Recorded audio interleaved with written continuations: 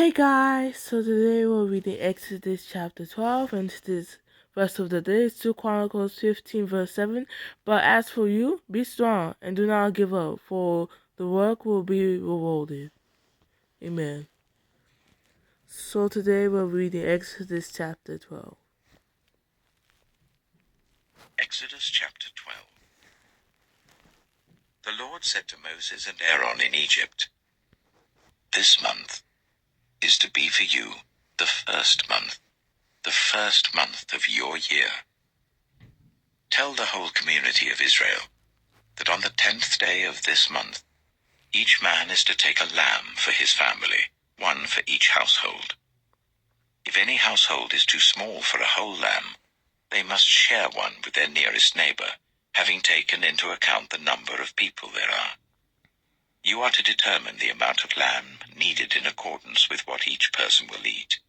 The animals you choose must be year-old males, without defect, and you may take them from the sheep or the goats. Take care of them until the 14th day of the month, when all the members of the community of Israel must slaughter them at twilight. Then they are to take some of the blood and put it on the sides and tops of the door frames of the houses where they eat the lambs. That same night, they are to eat the meat roasted over the fire, along with bitter herbs and bread made without yeast. Do not eat the meat raw or boiled in water, but roasted over a fire, with the head, legs, and internal organs. Do not leave any of it till morning. If some is left till morning, you must burn it. This is how you are to eat it, with your cloak tucked into your belt, your sandals on your feet, and your staff in your hand. Eat it in haste. It is the Lord's Passover. On that same night, I will pass through Egypt, and strike down every firstborn of both people and animals, and I will bring judgment on all the gods of Egypt. I am the Lord. The blood will be a sign for you on the houses where you are, and when I see the blood, I will pass over you. No destructive plague will touch you when I strike Egypt. This is a day you are to commemorate. For the generations to come you shall celebrate it as a festival to the Lord, a lasting ordinance. For 7 days you are to eat bread made without yeast. On the first day remove the yeast from your houses, for whoever eats anything with yeast in it from the first day until the 7th must be cut off from Israel. On the first day hold a sacred assembly, and another one on the 7th day. Do no work at all on these days, except to prepare food for everyone to eat. That is all you may do. Celebrate the festival of unleavened bread, because it was on this very day that I brought your divisions out of Egypt. Celebrate this day as a lasting ordinance for the generations to come. In the first month, you are to eat bread made without yeast, from the evening of the 14th day until the evening of the 21st day. For 7 days, no yeast is to be found in your houses, and anyone, whether foreigner or native born, who eats anything with yeast in it, must be cut off from the community of Israel. Eat nothing made with yeast. Wherever you live, you must eat unleavened bread." Then Moses summoned all the elders of Israel and said to them, "Go at once and select the animals for your families and slaughter the Passover lamb.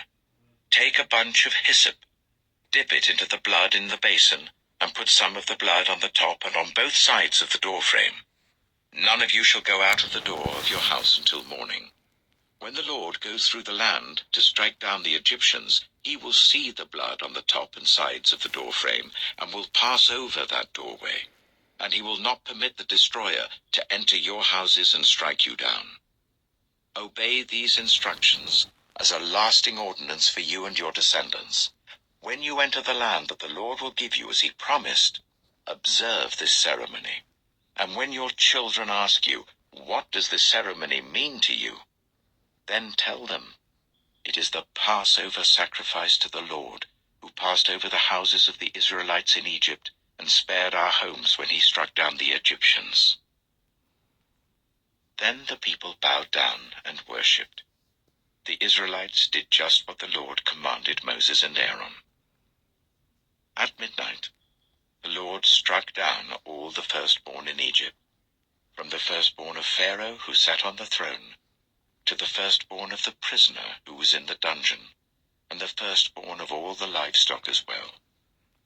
Pharaoh and all his officials and all the Egyptians got up during the night, and there was loud wailing in Egypt, for there was not a house without someone dead.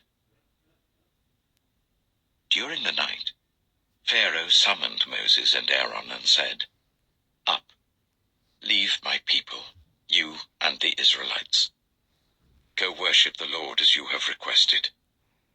Take your flocks and herds, as you have said, and go.